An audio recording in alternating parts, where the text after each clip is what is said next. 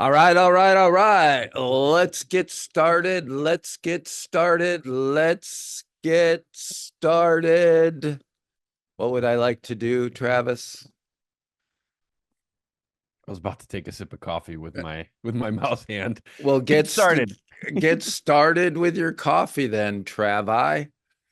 All right, my Aye, name aye. is Phil, DJ Right Click Valentine, DJ because of my excellent taste in music. According to me, of course, it doesn't apply to anybody else. Right click because it was my Appalachian Trail through name, and Valentine, an English surname dating back to at least the 1300s, as far as my dad was able to find out. I have been in recovery since December 28th, 1987, which puts me working on my 37th year of recovery. Yes, that was 37. Hey, somebody named Alton just came in. Hi, Alton. That's my middle name. I don't hear that too often, see that too often. I like that. I've also been the executive director of the CCAR. I've been here since January 21st, 1999. So this is year 25 for me. And it's my final year as executive director. My last day here in this role is about 25 working days away or so, 26. Last day here is October 4th, 2024. And on October 5th, I turned 65 years old. My boys are flying in from other parts of the country, and we're going to hit the beaches of Rhode Island and do a little striped bass fishing. So I can't think of a better way to start retirement.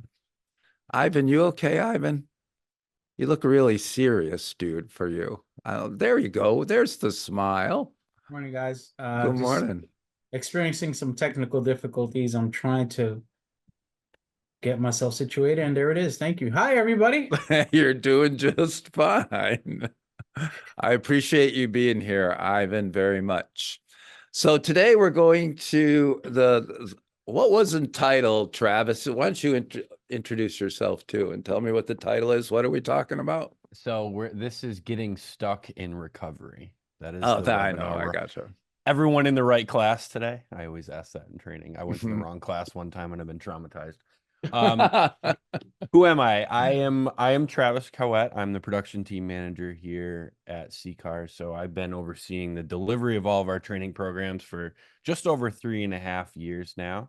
That's amazing. Love what I do. Yeah, we delivered a 100-person RCA this month in August, the same week of the conference. So that was a pretty big accomplishment for us. And love what I do. Love building this army of recovery coaches. So welcome, everybody. Ooh. You know what, you spoke about army of recovery coaches. My daughter Mary is the youngest one, and much to our chagrin, she had never watched the Lord of the Rings trilogy. So we just started watching. We watched the first two, me, Sammy, and Mary, and not the third one, but my son Joshua, I think, watched it at least 35 times, probably. I probably watched it with him about 30 times. But it's pretty cool. Speaking of building armies, anyway, that's what led me to that. So, since the topic is getting stuck in recovery, of course, we're going to explore that a little bit, but I like some of you to introduce yourself, where you're sitting, and a time you got stuck. And we will explore that, but I'm going to keep it general enough. So I'm going to talk a couple of times about when I got physically stuck, just to keep you, just so you can think about it a little. So the first time was I was driving over sand on Race Point Beach, Cape Cod, in my Suburban, and I hit dreaded pea stone, and the tide was coming up, and the pea stone sunk the back tires to like the what is it? They're not gunnels. That's a boat. the guardrails. It's not that. It's the, you know, the bottom of the car. What are those called? I don't know. But anyway, it stunk to that. So we had to do some maneuvering, but I was really worried that I was going to end up in one of those educational videos about what not to do when you're driving on the beach. And we used shovels, a couple pieces of board, and we're able to get it out of there. As the tide was coming in, it was starting to hit the tires as we finally were able to rock it out of there. The second part was hiking the Appalachian Trail. And one night I was up high on the mountain, camped with, there were a few others camped around me, but they were pretty far away. And one of the most powerful thunderstorms I've ever experienced came in, was right over my head. And I closed my eyes and just winced because the thunder was so loud. And I closed my eyes, and a lightning bolt, you would see circle of light through your light eyelids because the lightning was so close. And I was frightened, but I was definitely stuck. I couldn't do anything physically. Where was I going to go? Mentally, only choice to accept it. Emotionally, I could choose to be terrified or do something about that. And spiritually, I was like, all right, God, I need your help. And as soon as I whispered that little prayer, just help me, a peace came over me and I went right to sleep. So I don't know what all that was about, but I knew I was definitely stuck. So this topic is stuck in recovery. I have some examples of that as we explore, but I just want to kind of set the foundation with anybody talking about a time they were stuck. Your name, where you're from, and a time you were stuck. Who'd like to go? Thank you, Mike. Good to see you as always. Good morning, Phil. Nice to see you too. Mike Doyle with Community Speaks Out in the Connecticut Recovery Support Center. Let's see. I'm actually sitting in Gales Ferry, Connecticut right now. But also a time where I was stuck was definitely during the pandemic. Just found myself not wanting to go to meetings, not wanting to, do the things that were working for me, and isolating, biting people's heads off. Just know that I was stuck right there. So you bit people's heads off? I did. Oh gosh, I can't imagine that. I kind of pay to see that. That was pretty cool. I had it on pay-per-view, so it was, All right, cool. Shireen. Good morning. I'm Shireen, Department of Corrections. I am in the Hartford Center now. I was stuck this weekend. Huh? This weekend, you know, what it was, we was at a family reunion and one of our cousins dropped dead on us there. And then No. it didn't stop there. It went from one of the cousin's sisters and her 3 kids, they got burnt up in the fire. They were going, and time we got back to New York, the phone rang again, and my other cousin dropped, and I was stuck. I was very numb of not knowing which way to turn, what kind of emotions, and I couldn't get to a meeting because it was at the time I wasn't thinking about a meeting, to be honest. I was stuck, in denial a little bit, because as soon as it happened, I was like, it's not true, it's not true. So what I did best, because I have a sponsor, I called my sponsor. I started calming the storm that was trying to rage in me. I used all my tools. I used the manager stuff. All of that helped keep me. And I'm supposed to be joining tonight in a book step meeting. So I love step meetings. That's where you learn, the steps and concepts. I'm a 12 stepper. Sorry about that. But I was stuck. That was hard, but I'm feeling much better because I know I have recovery behind me and all things passes. All things pass. Thank you, Shireen. I don't know if you were stuck or in shock. Just changed a couple words around, so you took the right steps. I'm glad you're here today. Thank you. Ivan. I don't know. How much time do we have? let's see. How much time do you want? And I'll let you know if I can give it to you. So, I've been stuck now for a few months and I'm still stuck. As recent as yesterday, right? So I have a vehicle at home, not the one that I currently use, but I have a vehicle and the garden knows the story very well. That blew out one of the two turbos that it has. Okay. It's a European vehicle. To source the product wasn't easy, wasn't cheap. Finally found it. And I've been putting in a couple of hours every single day for the past month or so, right? Just to try to get it out of where it's at within the engine block, between the engine block and the firewall. And I have about 2 inches of space to get tools, my hands, etc., etc., etc., etc. I finally get the thing all taken apart. Took me about 2 weeks to do so. Lines drained, everything is off. I put in the new one. I finally fired it up yesterday, only to have a leak that I can't find. So now I have oil coming out of somewhere.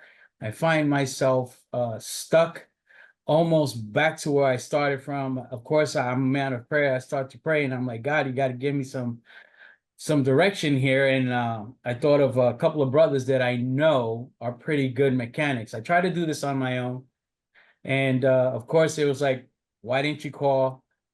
Why didn't you let us know? We're on our way to help. So we're putting a plan together to kind of figure this out. And hopefully I'll get unstuck. Thank you, Ivan. Appreciate that. Esther? Hi, I'm Esther. I'm in the UK in Hi, South Esther. Wales. Hi. And I've been stuck for most of this year. I trained as a recovery coach last year, and then after a few really quite a lot of very difficult years, I had a kind of breakdown at the start of this year, and so I've had to focus very much on my own recovery this year. And I've spent a lot of time in bed, a lot of time crying and feeling very sorry for myself, but realizing that I've been sober for nearly 10 years, but kind of reminded myself that there's more to recovery than just not drinking, and that I needed to do a lot more besides just stay sober. I was staying sober through all my challenges, but I was missing out on an awful lot of the self-care that I really needed. So yeah, it's been an interesting year, but I'm not stuck. I'm feeling a lot less stuck now, which is why I'm on this call today. Thank you, Esther. Ed? Good morning, everyone. Thank you, Phil, for having us here. I'm grateful to be in recovery. I am sitting in the New Haven Recovery Community Center in a nice office that I'm grateful for. The time that I was stuck, and I'm gonna put it with recovery because it lit up for me. I was in an inpatient program, and the girlfriend that I had at the time, I think it was like our 20th anniversary. And I thought it would be a great idea, since we were on the first floor at this inpatient program, that she can just sneak into the window of the bathroom and we can have a dinner in the bathroom. So I laced it up real nice, put blankets over the toilet, and it was really a really great moment that I thought in my head. So we're having this dinner and it starts pouring down rain. And I didn't know that the inpatient program was like on swamplands, and where she parked her car behind a little guard shed, the car sank all the way down to the chassis. When I tell you, we're there having a great time, we finished the meal, I'm like, all right, you gotta go. She goes back out the window and I get a phone call. I'm stuck and there's no way to get out of this. So I'm like, don't turn the wheels, I'm coming out. So I get out the window and I go to the car and I'm like, oh my God, I'm going to get kicked out of this program. So we're rocking the car. It just goes deeper and deeper and deeper. So I call for help, and my roommates, they already knew that I was going to have this moment. And sorry about that. And we don't get the car out. It keeps peeling out. Mud gets on all of us now. We come back in, and then a tow truck has to get called.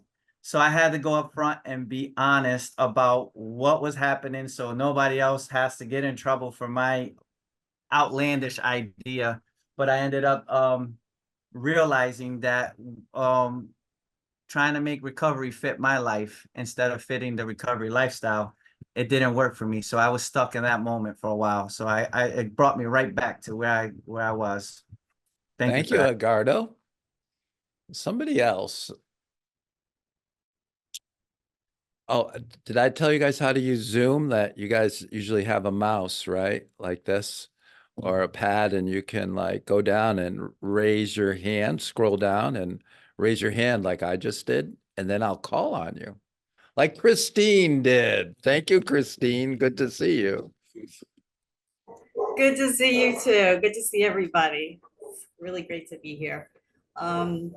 I'm Christine. I'm a person in recovery, and I'm working on my recertification, and just love being in a classroom and learning with other coaches.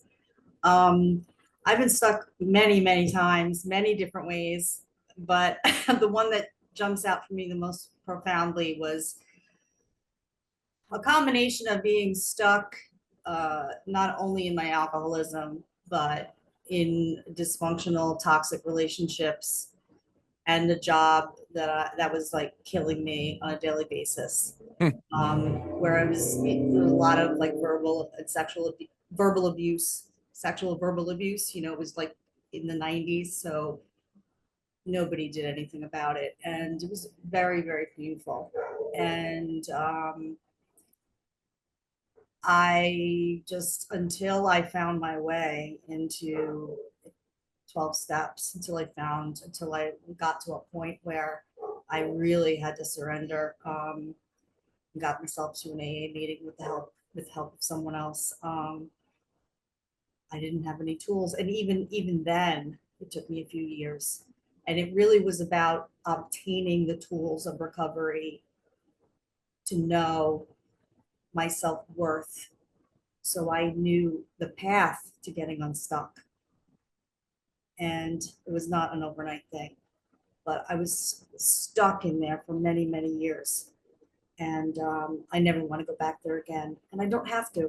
So that's my stuck story. And I'm sticking to it. A good one. Thank you, Christine. Hey, Mickey. Hey, good morning.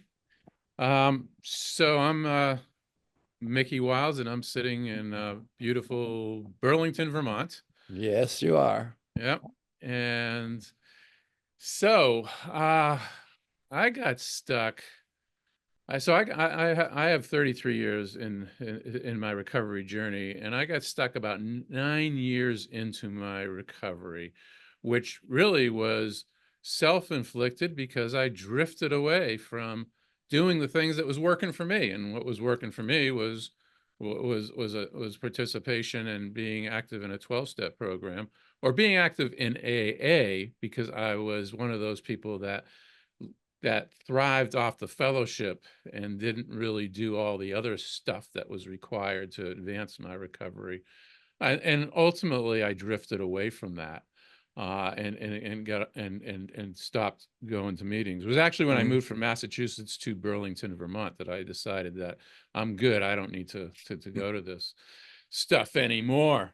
And in fact, nothing terrible happened right away, but as time went on, my crazy thinking dominated my actions, and the alcoholic behavior led me into a vicious cycle that involved deciding that I was going to use my company's money for my own personal purposes, and I got into a vicious cycle of doing that, and I was justifying it, and I was stuck. I was just stuck in this thinking, and I couldn't really stop. I couldn't really. I was too embarrassed to ask for help. I was too embarrassed to do anything about it, and the only option that I saw was to continue the behaviors, and those behaviors ultimately did me in to the point where, I was going pretty much crazy. By the grace of God, I didn't pick up a drink, but There's a lot of other things in my life that weren't going so well. Mhm. And the only way I got unstuck is by having the life crash down upon me. And once it did, then it was time to take the steps and the action that I needed to take. And and as I think it was Ed might have said, adopted a true life of recovery, and not and really fully embrace that and change my ways, and never be in a position where I'm not letting other people around me know what's going on in my life. And Yeah. so stuck for like a 3-year period, but the good news is there's always a way to get unstuck. Thank you, Mickey. Ian. Hi, good morning. Ian, I'm RSS over here at Farrell Treatment Center. So recently, I got stuck in a similar kind of situation, except it was a financial insecurity. I've recently gone back to school to get my counseling degree for the DART program, and I was previously had a 16-year career in social services with DDS in the state of Connecticut in private work. So it was a big change for me, and financially, I wasn't, um, I guess, prepared as far as there's no financial aid available, things of that nature that I used before. So I'm always out of pocket, and it's been very stressful. So this semester, I did fill out for a couple scholarships. I did make a small down payment to hold my classes and everything, but still was very insecure and stuck about how this is going to work out. And yesterday I found out I got 2 scholarships. So I'm very, very, very unstuck now and very grateful. So God will provide. Thank you. Great story. Thank you, Ian. Welcome. Dan Barry, is that Robert over there? Hello, everyone. I'm Robert. I'm at the Danbury Recovery Community Center for CCAR. Truly grateful, and I'm honored. I was thinking about, okay, we're talking about in recovery. Of course, I've been stuck like Chuck many times, but I've been stuck many times, right? But one thing that just came to mind when I was sitting here, when I was stuck, it was around my 20-year, I had around going on 20 years in recovery. And I was really close with this gentleman. He was actually my best friend. I mean, we went together everywhere. And he ended up with cancer. And what I'm talking about being in super denial, not accepting, physical, mental, and spiritually. And I couldn't accept, man, that he was gonna pass away. I just couldn't accept it. I was stuck mentally, physically, and spiritually. And I remember me and him standing next to each other one day. It was a beautiful day like today. And I said to him, hey man, let's go to Sloan. Maybe Sloan can help you, you know? And I remember him looking at me and like kind of yelling at me and says, don't you get it? It's too late. He says, I'm going to die shortly. And I mean, I was stuck for a very, for his time of living. I just didn't see it. I just knew that he was going to be okay. I knew he was going to be able to ring the bell. Unfortunately, it didn't happen. And he actually passed away the day of I was celebrating 20 years of recovery. He passed away that morning. And I'm only bringing this up because it's repeated itself recently. I have another good friend of mine that just got diagnosed with cancer as well. And I've been like in super denial, man. And I feel that he's gonna make it. But the reality is it's in the pancreas. Yeah. And those when there's cancer there, they said it's very hard to beat cancer. And like I'm in super denial, man, and I'm trying to do everything possible. And I had a friend from California who knows them call me, and sometimes I feel that I can touch someone and heal someone. I'm just talking about me right now, because of the relationship I have with God. Sometimes I think I'm a prophet. I'm Yeah. just sharing what you know what my thoughts are, and so I'm stuck right now, and thinking that he's gonna be able to ring the bell, and reality of it, he probably will not, because they gave him like 6 months. Okay. Thank you, Robert. You know, so I guess to the point of have to let it go and accept reality for what it is, you know. And so thank you. Thank you, Robert. You know, I think when people are diagnosed with a terminal illness, the best thing we can do is just talk with them. Just talk, be there, just talk with them. And they will teach you more than you could possibly imagine. So just, yeah. Anybody else? A time about getting stuck? Your name, where you're sitting? Tyrell, thank you. Good morning, everyone. Yes, so I am Tyrell Moyd. I was attempting to stretch Phil. I can be a tall stretching myself. So I am Tyrell Moyd, person in recovery with a mental health diagnosis. I am sitting in Baltimore in my home office. I am the principal facilitator and owner of 3C Recovery Support Training Institute. And my stuck story is a current stuck story. Running, maintaining, running your own business can be challenging at times for me, and needing to make some adjustments in trainings and what we offer, how we offer doing, how we change some things. I've been stuck because making the change not only impacts me, but it impacts my faculty members and that as well. So not wanting to make the change and the decision, knowing the impact, has me stuck. So I'm currently in that stuck position. Wow. Yeah, as a leader for the last 20 plus years, I can relate to that, Tyrell. Sometimes all we can do is make the best decision with the information we have at hand, and make the decision.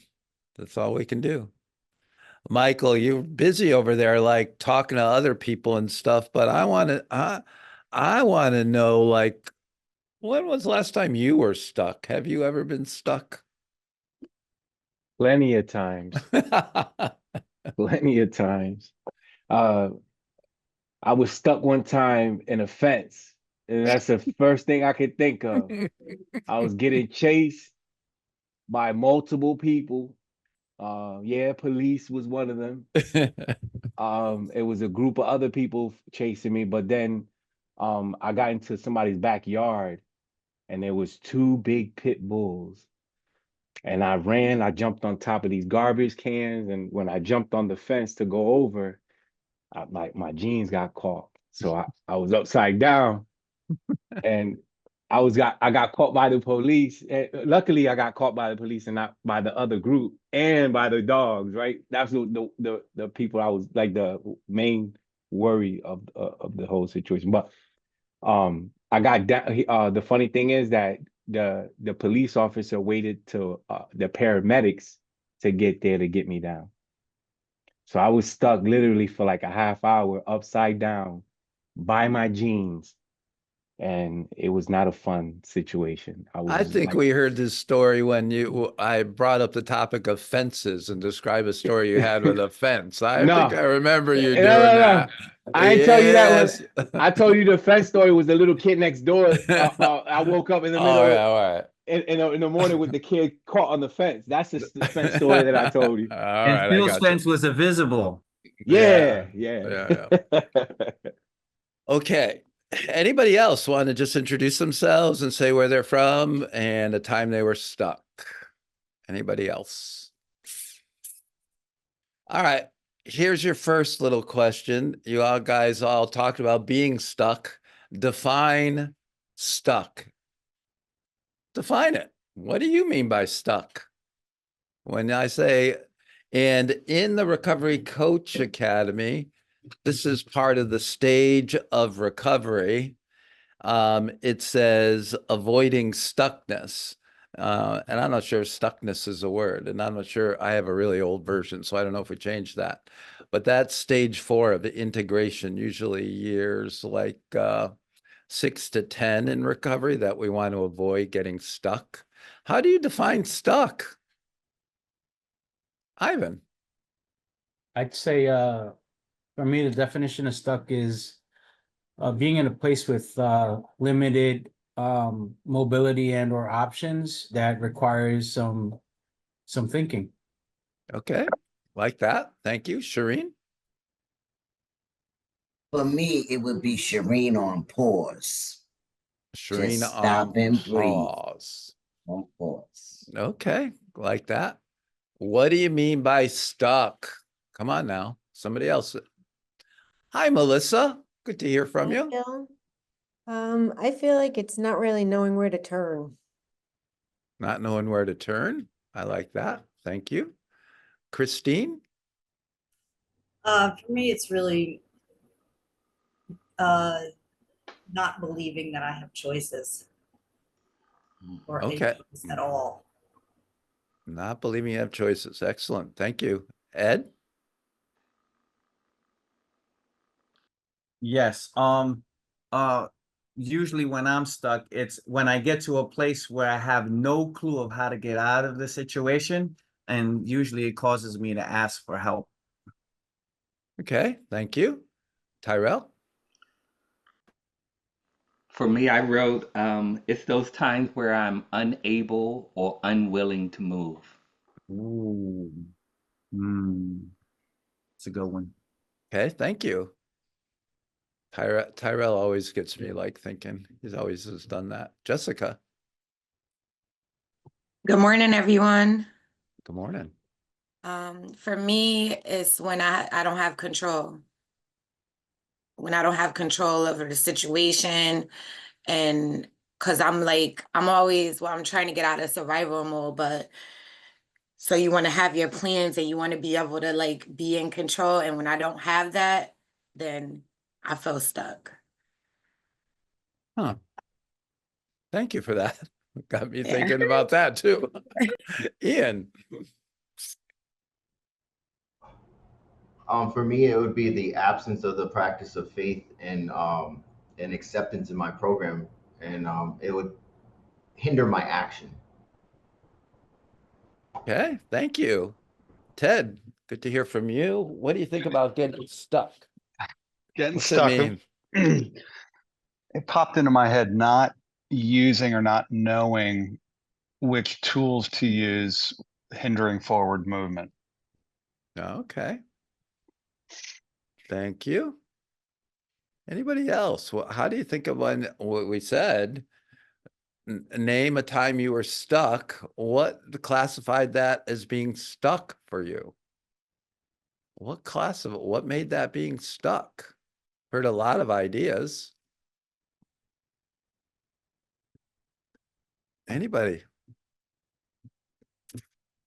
Travis, I'm gonna call on you. I I knew like that to was hear coming.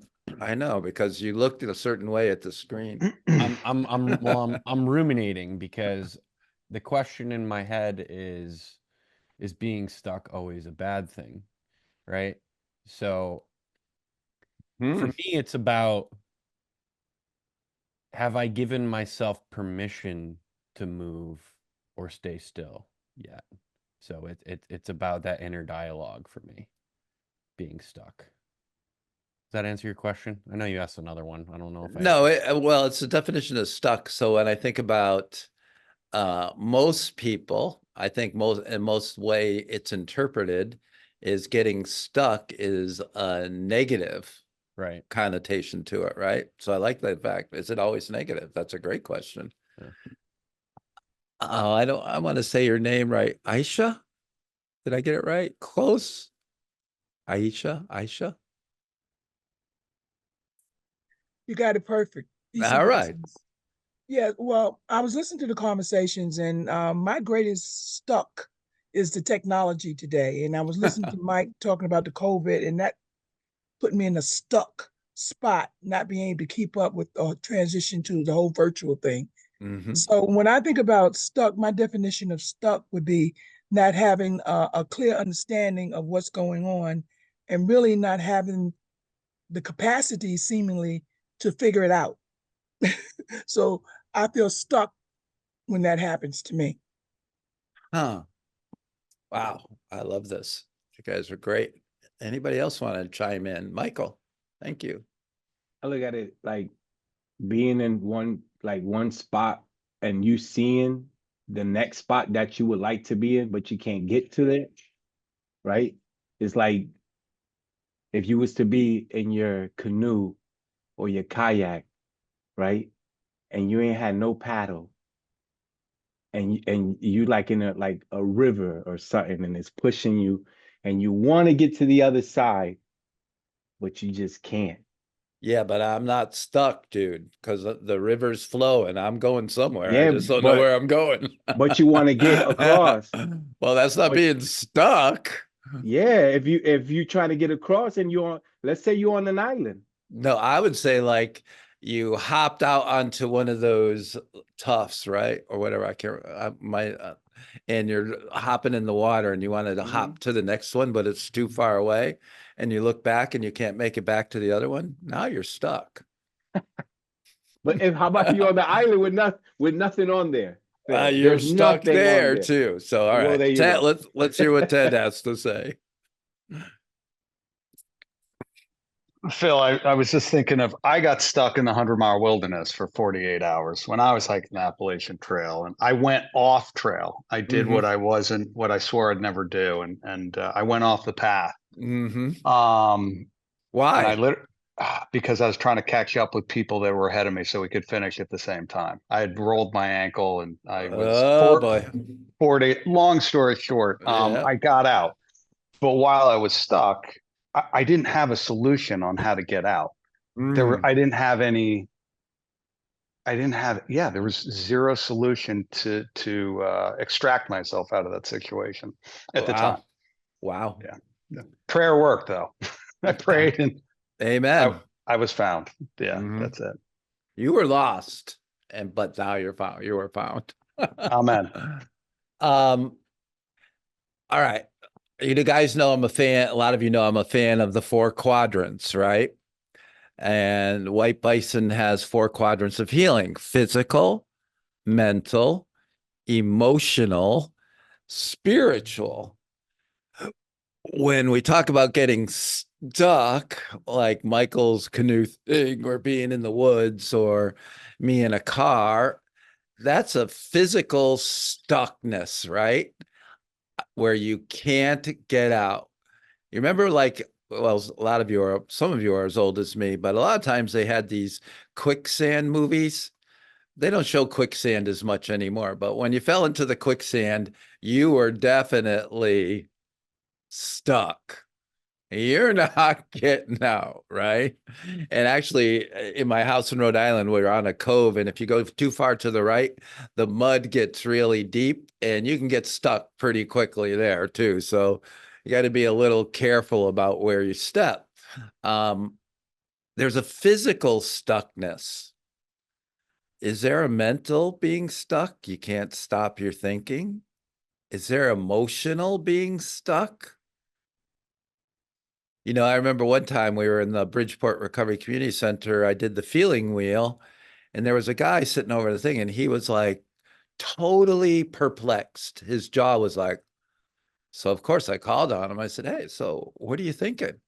He goes, my entire life, I have never experienced anything but red emotions. Those were all anger, every one of them. And he said in his entire life, he'd never experienced anything but red. He was blown away. Was he stuck in the red zone? I don't know emotionally. And the last question is, anybody been spiritually stuck? And what does that mean? So when you think of being stuck, what quadrant comes to mind? And tell me why. Why or why not? What quadrant do you think of when you think about being stuck? Physical, mental, emotional, or spiritual? Again, this is where one of you can feel free to like use your mouse or your little touchpad and scroll down. And when you scroll down, there's a thing that says raise hand, and you can raise your hand and I'll call on you. Thank you, Jessica. Count on a facilitator to know about that little tool. I'm back. Yeah. Okay. So for me, I think like after like this is like our second webinar, but learning about Getting the all four your daily quadrants. nutrients is hard work, but What nutrition. is that? Was I that don't, me? I don't know. I Somebody don't was know what that was either. somebody was talking about nutrients. I don't even know where that came from. I would say it start like going through the second webinar, learning about the quadrants. I'm learning that I start off emotionally Mm. and then I go into the mental. And then the mental goes with the spiritual after that. So the emotional stuff is just me getting in all my feelings, which then causes me to start overthinking and just forces me to go back to the spiritual to make me stronger again so that I don't get caught up in it, because the emotions, it's not a weakness. I'm learning it's not a weakness, but for many years I was against it. Like I didn't like it. I didn't want to be an emotional person, but I am, and there's nothing I can do about it. So I definitely feel like I start off in the emotional part and then I get stuck and start overthinking with the mental. Okay. These little webinars be having me talking. Well, I know. Well, the stuck part is almost for you is if I'm interpreting what you're saying is almost like a cycle. You just keep recycling things, and you're like a hamster on a wheel, just keeps spinning.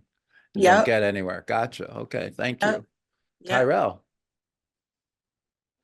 So, given my current example around administration for 3C, for me, I think in some ways it's all four quadrants that are impacted. For me, it really starts off with that emotional and the mental. The emotional tied to, again, this doesn't just impact me, this impacts others. And so, again, not wanting to move. Which again, I'm a person with a mental health diagnosis. So then, the strain on literally then for my own mental health, not wanting to do anything, which then leads then to that physical, not, doing the things that I physically need to do in order to make the change. The quadrant of the spiritual for me, though, I think that is the thing that will get me moving, because when I'm not stuck spiritually around these, but I haven't tapped into that spiritual nature of who I am. And that is the thing for me that generally helps move me forward, because I then understand I tie that spirituality to my purpose for being. And, then what is that bigger, my bigger or larger purpose in life? That connection to that level of spirituality of why I do what I do is the thing that moves me forward. I just haven't tapped in. So where are you stuck in this case? Are you not, let me just ask a question. Are you avoiding administrative tasks? Yes. Well, not the administrative tasks. Yes. Yeah. Yeah. So that's almost physical, because it's an actual physical task of either sitting down, writing mentally, or filling out forms or whatever it may be. So. And I'm at the point where I need to let it go. I need to trust others to do it. To do it. So gotcha. Okay, that makes a lot of sense. It's getting done, but it's overwhelming me at the same time, because I can't do it all. There you go. Okay. Thank you, Tyrell. Christine, you're not getting away that easy. Nice try, though. I was when everybody was sharing. That's funny. When everybody was sharing, I was thinking about when you pose the question, "Is it a bad thing?" Mm. And I like that. It reminded me of an audio book I was listening to not long ago, and the when I'm in the state of being stuck, whether it's physical, emotional, spiritual, what it really is like a red flag. It's a message to me. Hmm. You know, what's going on? Why am I stuck? What am I not doing? What haven't I tried? You know, so I can flip that script around. Today I can. Years ago I didn't know because I didn't, like I said, didn't have the tools. Right. But now it's a very telling piece of information if I'm feeling stuck. And I can go right to, okay, look in the toolbox. There's always something that I haven't tried, I haven't done. That's gonna shift it in one way or another. I agree. Thank you. Mickey.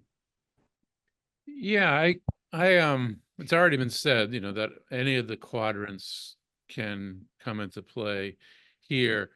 Although, as I've been thinking this through and listening to others, you know, there are sometimes when like, let me use an example of if I get out of my exercise routine.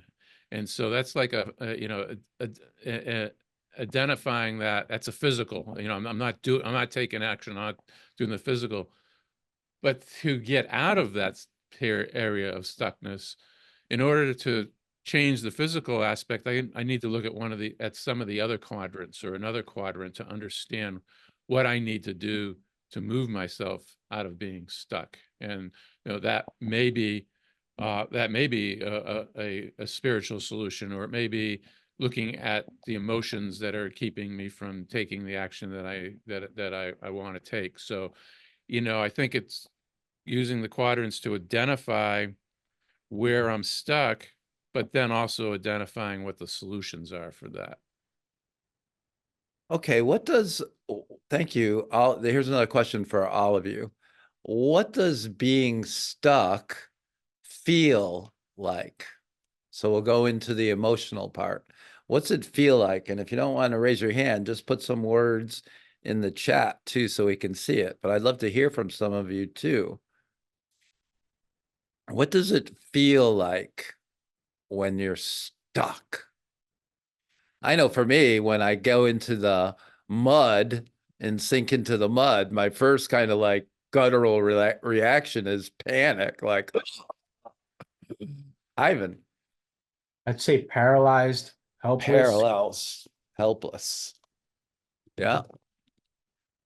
What else? What does stuck feel like? We have depressing, frustrating, anxious feeling for sure, defeated, fear, lost, exhausting, despair, confused, out of control, frozen, overwhelming. I think somebody else I think it was Aisha and Jessica talked about control. And I think for me, my whole process of recovery has been letting go of control. I like being not in control, but that's just me. We're all wired differently. Somebody else is in charge, you know, so that's kind of interesting. Helplessness. So it doesn't, a lot of these, we're going back and forth whether being stuck is a positive or a negative, right? A lot of the feelings, emotions associated with being stuck seem to be on emotions that we wouldn't want to have, therefore maybe negative a little bit, right? What is the topic is, so we've discussed a time when you were stuck. We're talking about the quadrants, whether being stuck is negative or positive. Some of you have shared about it in recovery. Let's dig into that a little more about being stuck in recovery. And what does that, I mean, I think Mickey shared, I think Christine shared about being stuck in recovery. When I do the stages of recovery in the Recovery Coach Academy, I often talk about, I feel stuck when like things that I really used to enjoy doing, I don't enjoy as much.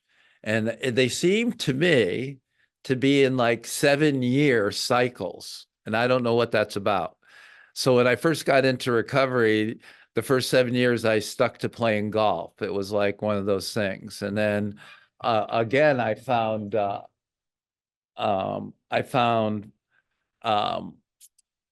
fishing again after that. And so it was fishing from saltwater fishing. And then I found kayak fishing. And that was about another 7 years. Another 7 years later, I found hiking, which kind of ended up in a walk back in the woods, you know, for the Appalachian Trail, and a major adventure. But for me, I was feeling like it was almost like unsettled, that I wanted something more. My spirit was saying, I need a new adventure. And I found out that about myself in recovery, that I need something to look forward to. And I don't, you know, I try to live in the present, but I love having that like looking forward to something. And that helps me get like, life is not worth it. It's boring. Is this all that recovery has? I get on the pity pot, you know, pour me another drink. So I need to find something that's going to make it exciting again for me. That's the way I get unstuck, when I start to feel, I think really out. I'm talking this out as with you guys as we go. I hadn't planned this, but it's more like I start to feel sorry for myself, which is a ridiculous feeling to have when you're supposed to be grateful. So, what's it like being stuck in recovery? That's one example. Somebody else like to say what it was like for them. Sean, I've heard good things about you, my man. Good to see you. What's up, Dr. Phil? How you doing? Dr. Phil. That's funny, Dr. Phil. How's No, that working for you? Yeah, No, oh, just yeah,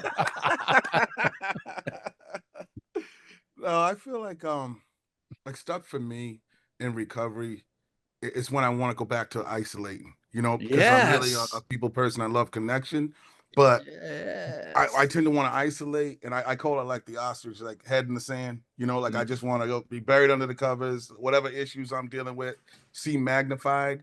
And I just hope they kind of go away on their own. I don't want to deal with people. I don't want to, I'm feeling disconnected mentally, spiritually, emotionally. And then a lot of times when I can't see it when it's initially, you know, happening, you know, I'm just Mhm. going through like just kind of just stumbling through the day, you know, the days and nights. And it takes me a little bit to become aware of it. And then what helps me is realize, okay, I'm in this, I'm stuck mentally, because that's the biggest one for me too. Because, you know, I am like co-occurring with substance use and recovery for substance use and mental health, primarily like depression and anxiety disorder, you know, and Mhm. so then when I realize that, then it becomes, okay, well, what am I going to do about it now? You know, I know that things are going to make me feel good, but when I'm really stuck in it, it's like, I don't want to do those things, you know? Mhm. So that's what it feels like for me. Well said. I love that you use the word isolation. That's a good indicator for me as well. I appreciate that. What's it like to be stuck in recovery? What's it feel like? What's an example? No one else has been stuck in recovery? Melissa, Hey. Rhode Island is hopping today. So I kind of feel like, I'm stuck right now in personal life just because my wife had lost her job like a month ago and she's really struggling to find something right now. And so I feel stuck because I'm trying to be supportive emotionally, and I've never been in this situation since I've been in recovery, so it's new. I don't know, it's just new trying to navigate this. And be supportive and be encouraging, but getting nervous at the same time. So, when I explained earlier, like not knowing which way to turn, that's where I'm at. And it feels like loss of control. And I'm not a person who needs control, but I do like to participate. And I feel like I can't participate. I can't fix anything. I can't do anything. So right now I'm stuck. All right. Thank you, Melissa. Appreciate that. CCAR Waterbury.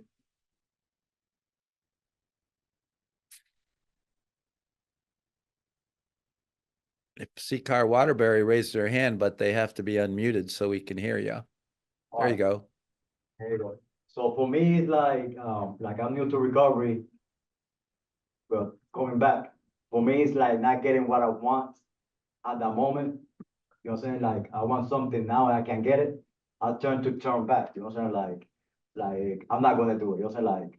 Like that's not gonna happen for me. So I lose how you call it? I lose the view of what I want. You know what I'm saying? Like I want something, it don't happen, and it's not coming for me. So I lose focus on what I want. So I just trying to get back in that little cave. That's for me, like. Gotcha. Okay, thank you. Aisha. Oh boy, I wasn't going to say because it was kind of a little different from the question that you asked, but for some reason, when you said stuck, it can be positive and it can be negative because when I think about it, people being stuck on stupid, stuck in stupid, stuck with stupid. Okay, that's definitely negative. But you can also be stuck with a grand idea, stuck with a real desire, stuck with a dream, stuck with doing something positive, stuck with the responsibility in a positive way. So I just wanted to bring that out because the word really, I guess it depends on how you really using it at the time. Thank And you. that's in recovery and out of recovery because you can be stuck and stupid, determined not to continue your path that you've chosen for yourself or look at another path. I agree. Thank you. Travis. So I've been on, excuse me, my healing journey for about 7, almost 8 years now. And I got really good. I think it's the integration stage of recovery, Phil. The automatic use of the tools of recovery. I really got really good at digging myself out of bad situations, whether it's mentally, emotionally. I knew what tools I had to use. I knew what I had to do. And now I'm at a point where things in general are good. And I get a little bit of anxiety, like I should be doing something for my healing journey, for my recovery, whatever you want to call it. I go back and forth on that myself. But I get a little anxiety there. But what I'm finding now is at times, if I can just surrender to what is and just be, that's okay too.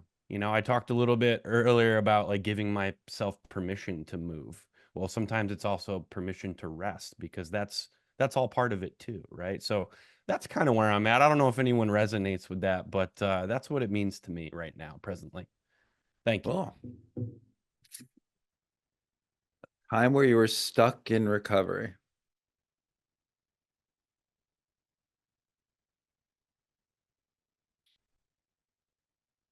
I have a feeling that somebody wants to share, but they're just a little anxious about it. So come on, I think, get unstuck out of that anxiety and click your button to share.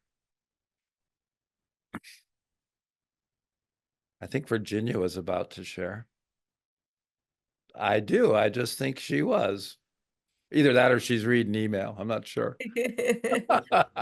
Thank you, Phil, for calling on me. And yeah, I'm getting unstuck out of the uncomfortability of sharing. But I really like the question that you posed, and I think back to a time when I was majorly stuck, and it was about in my 20th year of recovery, and just dealing with some life on life terms, stressful situations. I found myself just stuck physically, emotionally, spiritually. And it started off spiritually. Like I stopped doing the things that I was accustomed to doing to feed my spirit. And then it kind of like snowballed.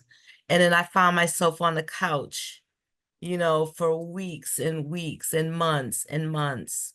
And I was dealing with depression. And it was it was horrible for me. And I felt that I didn't have options. I didn't have motivation. I didn't have the strength and the willpower to take. I didn't even know what the next step to take was. I didn't know what it was. And that was my period of being stuck in recovery. Um, I don't, I find myself getting stuck from time to time.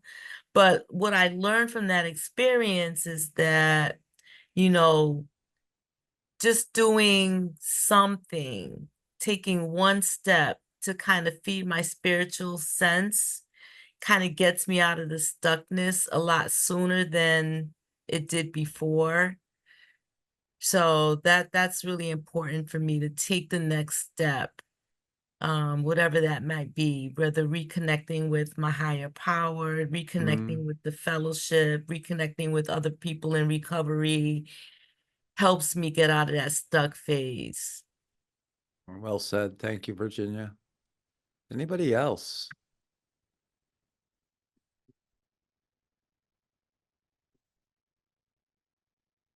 Anybody, how do you get unstuck in recovery? How do you get unstuck? Ivan. Ask for help. I know I have. Okay. From your mechanic friends and others, I'm sure. And others. Gotcha. Tyrell. So for me, when I think about stuck in recovery, for me, one of the biggest time for me, a struggle was around Corona, being locked in. For that time, again, as a person with mental health diagnosis, the depression and everything set in. For me, actually, coming out of that stuckness, um, was having a good social connection and those accountability partners because those days that I didn't and wouldn't call now even to come out, I am surrounded by individuals who understand me enough. Tyrell haven't been to church in 3 weeks. Somebody's calling me. Tyrell haven't been. So for me, my support system helps me to get unstuck. Huh. Thank you. Virginia. See, now you can't shut me up, Phil. Good. That's good. I'm glad. And what Tyrell stated really, really resonates with me because I think back to that time of being majorly stuck in my recovery. And it was the fellowship of the 12-step fellowship members who missed seeing me, who were the ones knocking at my door, ringing my phone, where are you? Where are you? And they recognize you're stuck. What can we do to help? And so it was through reconnecting with my network, reconnecting with other people in recovery. And, it was at the point where someone said, why don't you give back? Get up off the couch, get out of this funk that you're in, and go give back. And that's when I started volunteering at CCAR. Huh. So it was the reconnection with other people in recovery who kind of got me out of that unstuck place. I didn't see that as an option for me of giving back. I didn't see any options to getting out of it, but they saw it. They saw it, and they offered me that opportunity to take advantage of that opportunity to get out of being in that stuck place. Thank you, Virginia. Well said. Very well said. Ted. Thank you. Yeah, for me, it's just taking action, and I get stuck almost every morning. Like I can wake up, I can have coffee, maybe exercise, but when I get back to the condo, and like I've got a plan, and it's usually written out, Yeah. and I know what it is. But if I don't walk out that door, if I don't just take an action, and it can be as simple as leaving my home, I just get stuck in my head. Like when in early recovery, my sponsor used to, with me, I'd call him and be like, I don't know about work today. I've got this and that. And then I've got, divorce court. And then I have to go to Massachusetts, this weekend for DWI, maybe court. And my sponsor would laugh and he'd just be like, take a shower, have a cup of coffee, walk outside, call me from your car. We'll take the next action once you're behind the wheel. And so I just have to move. He didn't mean talk and drive, but he's like, call me when you get in the car. He's like, just start moving through the day. Huh. Love that. Thank you. Danbury. It's Robert, and I'll keep it short. For me, getting unstuck is believing in what I pray for. Yeah. So if I'm praying for something, I need to believe in what I'm praying for. Okay. Thank you. Mickey. Yeah, I raised my hand before Virginia spoke, so it's a lot of what Virginia said. But it's really, to put it in a different framework, it's stop thinking about myself and start thinking about others and get engaged and involved and help others. And that gets me out of my own head. And then that usually loosens things up and I start, and that can help to begin the process of getting unstuck in recovery. Thank you, Mickey. Christine had the old, well, I heard it in the rooms of AA, move a muscle, change a thought, right? So that works for me. Wyndham talks about when I'm stuck, I turn to my higher power, others in recovery, and my support system. We heard that a few times. Essentially, I'm asking for help. And then Travis says, first I surrender to the circumstances, and then art, music, poetry helps me a lot with that. If it's too much, I reach out for help. Anybody else? What do you do to get unstuck? Or another way to think about what I really want, Aisha says, what do you do if somebody you're working with or a friend of yours, maybe someone you're coaching, or says they're stuck? What would you suggest? How do you unstick yourself? Or how would you, what would you suggest to others? Two-part question. In order for these webinars to work well, I need audience participation.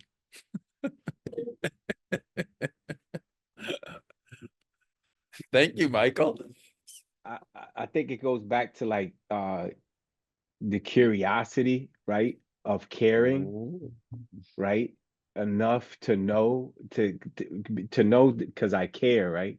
So I think it starts with that, right. I'm curious enough to help you out, so I'm going to start asking you questions to see where you at first, right. I want to know where, if you are stuck, because I'm not going to assume that you are stuck, but after having a conversation with you, right, and asking these questions, then I'll know if you're stuck or not, because you'll tell me, right? And then I'll ask you where you want to go, and then how you want to get there, right? Because that's what we do as coaches, right? You just jump in, right? And where do you want to go?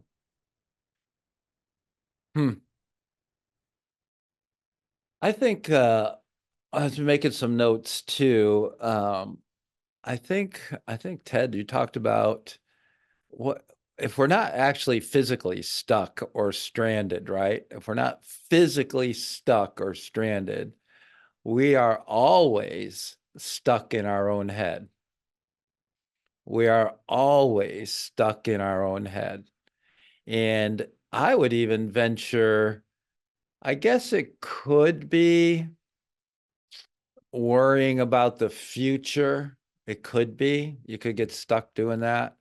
But more than likely, you're reminiscing something from the past and you're playing it over and over and over again in your head. It's like that hamster wheel. You're just spinning about what happened. I'm supposed to retire to, well, I am retiring to, not supposed to. I'm retiring to this little cottage that Sandy and I bought on a cove in Warwick. Absolutely gorgeous, views incredible. Until recently, they're building a house 8.5 feet from our property line that's going to be 35 feet tall, and it's going to block most of our view.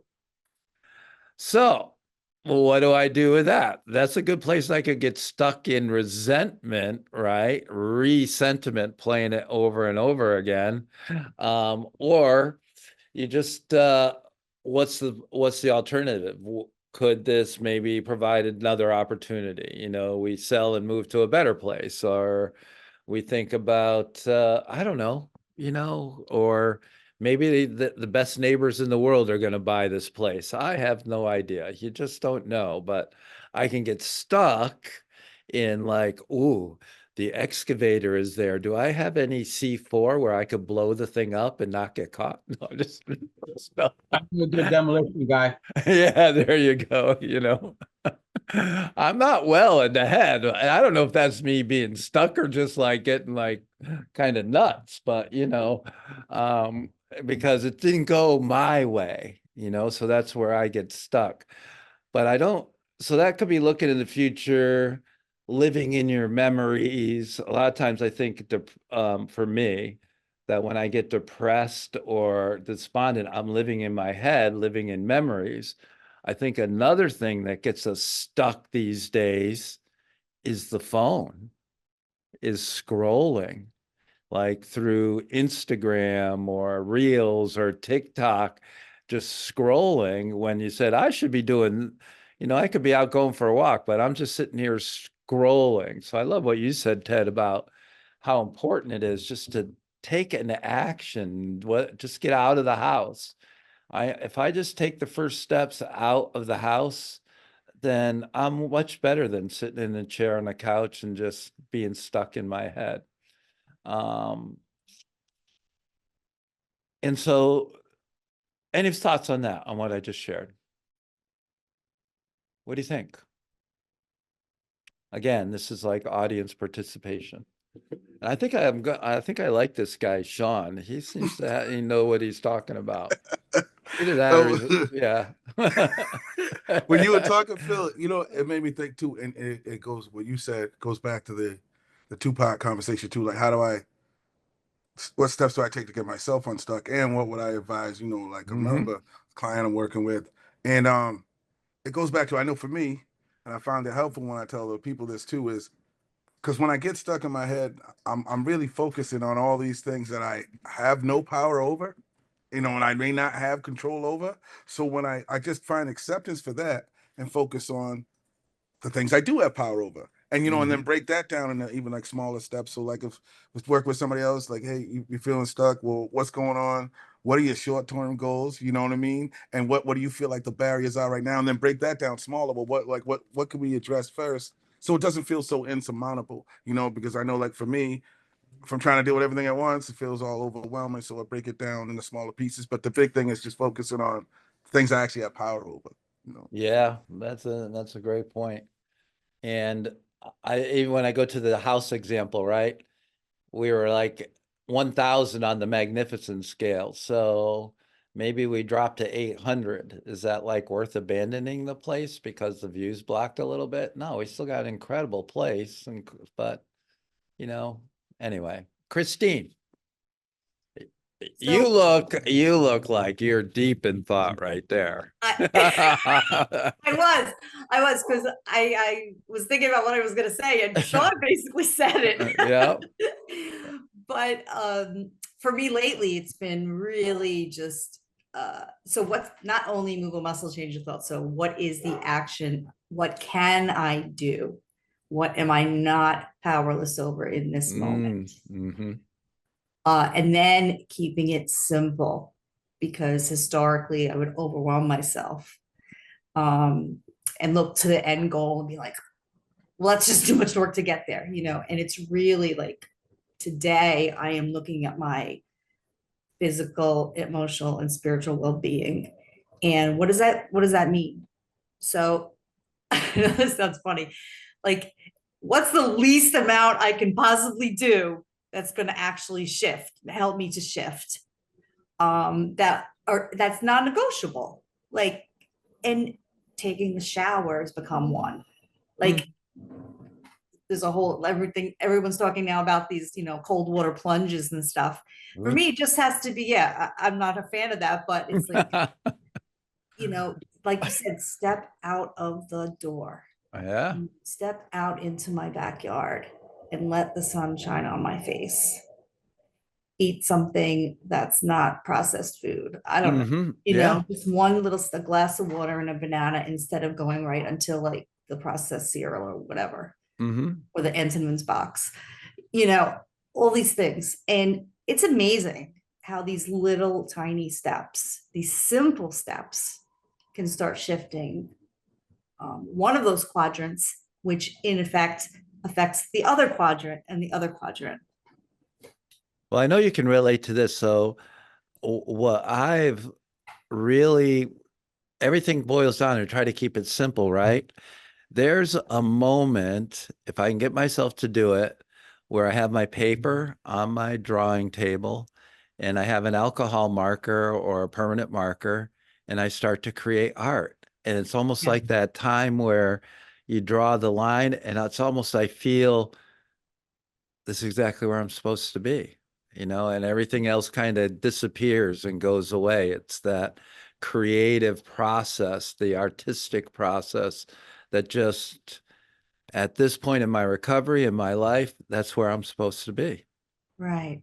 The doodling, right? But just the doodle, and I'm just practicing, all right? Right. Yes.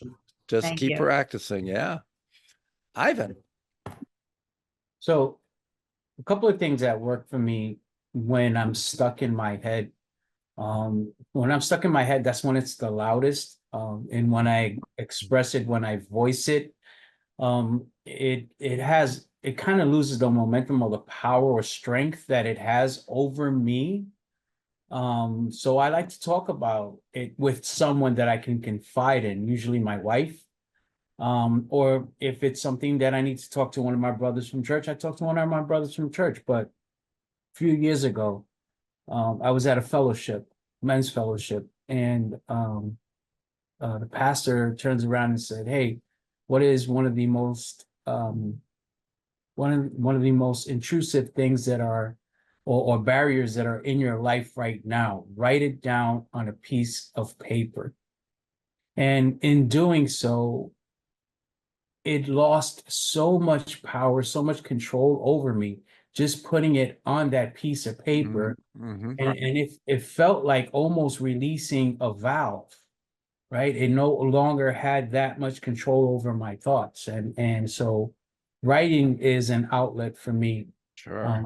And I utilize it as often as I can, whenever I cannot or do not have someone that I can speak to. I agree. I think there's something mystical about writing things on paper, drawing things on paper, carving, sculpting, something where you're transferring your energy into something, and then it has a powerful, profound effect. I was going through my book. I carry these books that are unlined, and I was looking one from when I came back off the trail just yesterday, 2015, and I had written out, like, kind of just drew, this is me, this is what I want to do, kind of like one of those plans, a life plan or whatever you call it. And next thing I knew, I was reading them, and all of them I'd done all of them.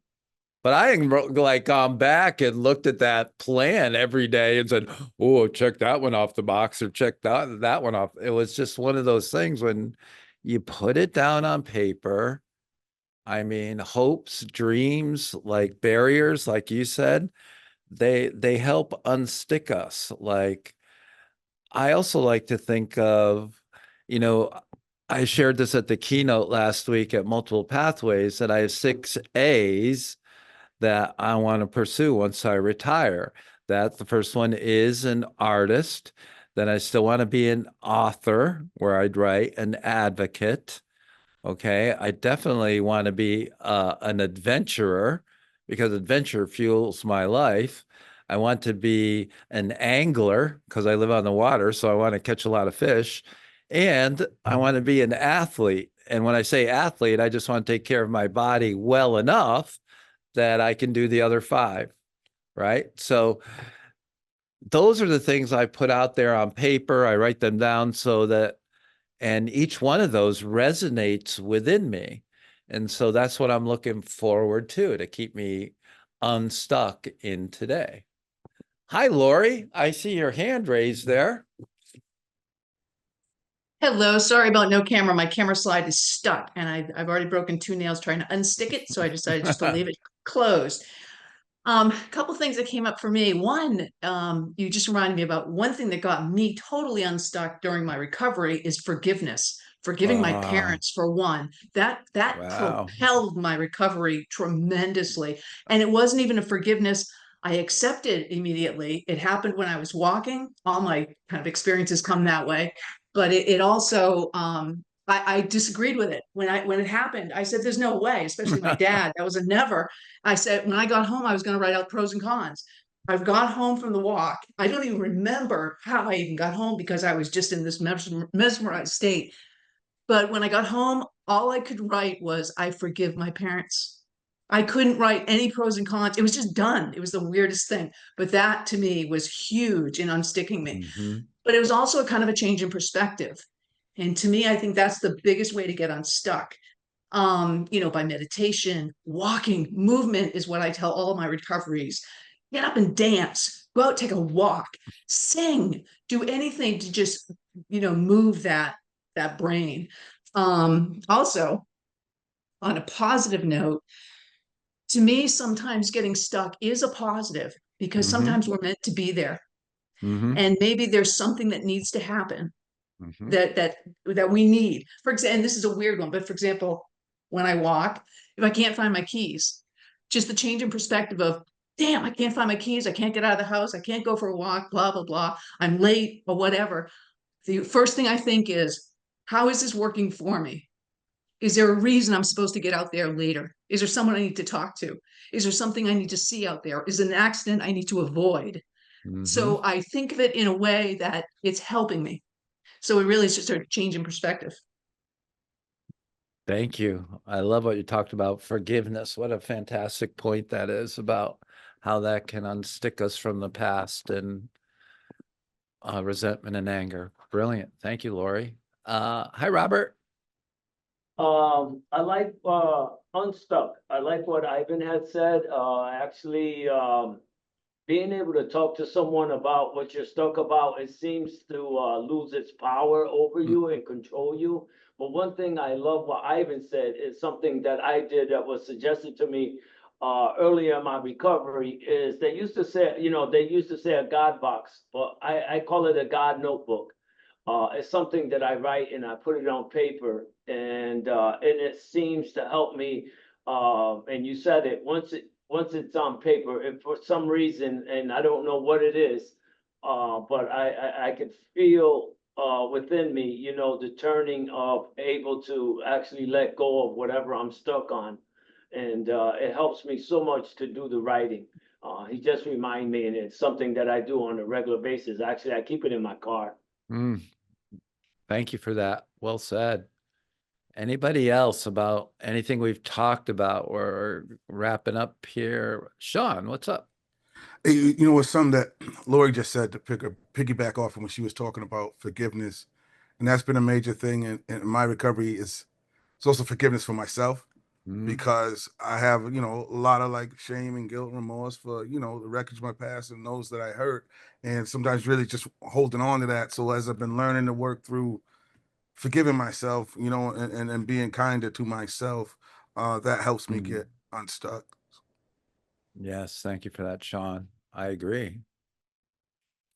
Anybody else? Anything at all about what we've been discussing the last 84 minutes or so? Virginia. Yeah, just in thinking about the concepts that we've talked about as in terms of working with recoveries as a recovery coach, being unstuck can be so debilitating. At least it was for me when I was stuck. But being that cheerleader, as the recovery's taken those little steps, like how can I cheerlead and support and be that accountability partner for the recovery? I think that's like so important, like being that cheerleader, like yeah, this is good. What's the next step? Let's talk about what the options are, what resources are out there to get you out of this place and on to a better place or the next phase or the next step. Well said. Thank you, Virginia. Jessica. I just want to say I appreciated this webinar. Not only did it help me identify areas where I get stuck, it also helped me to identify what it means to be stuck in recovery, different points of views and different ways to help get through it and help others get through it. So I appreciate the invite. Thank you. You're welcome. Thank you. Aisha.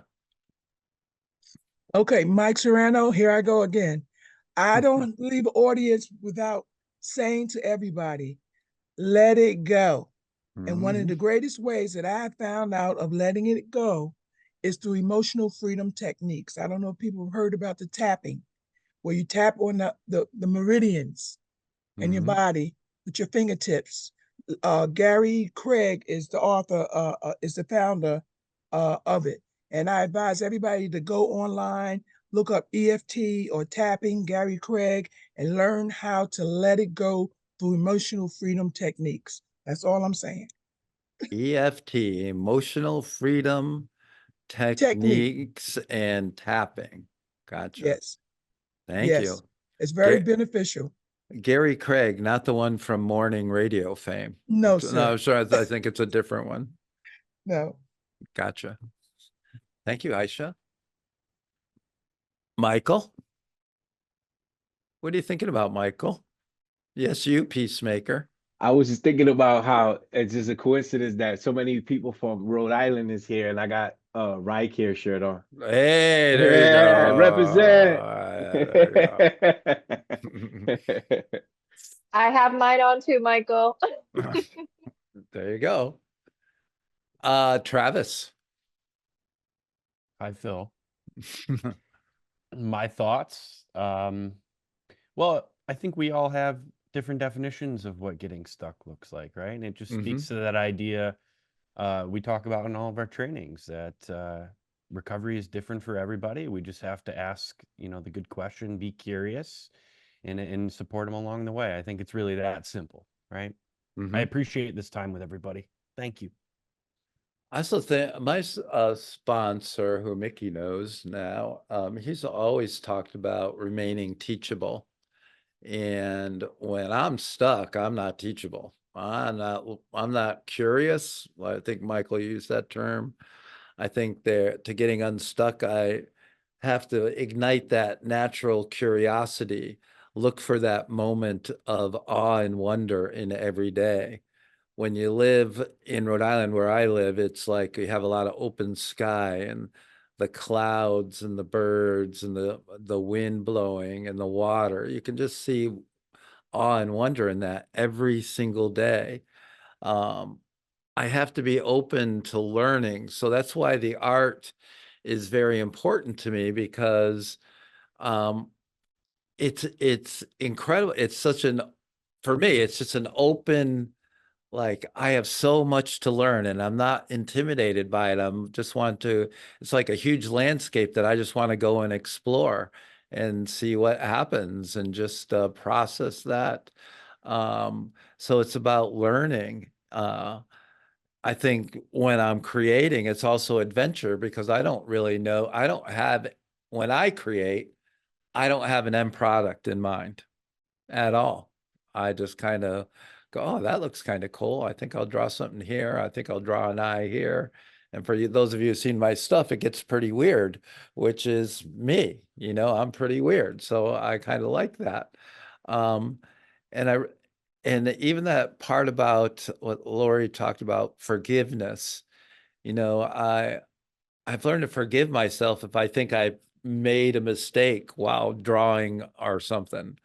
No, you know, like Bob Ross said, there's nothing but happy accidents. So, you know, I've learned a lot today, so I appreciate all the input.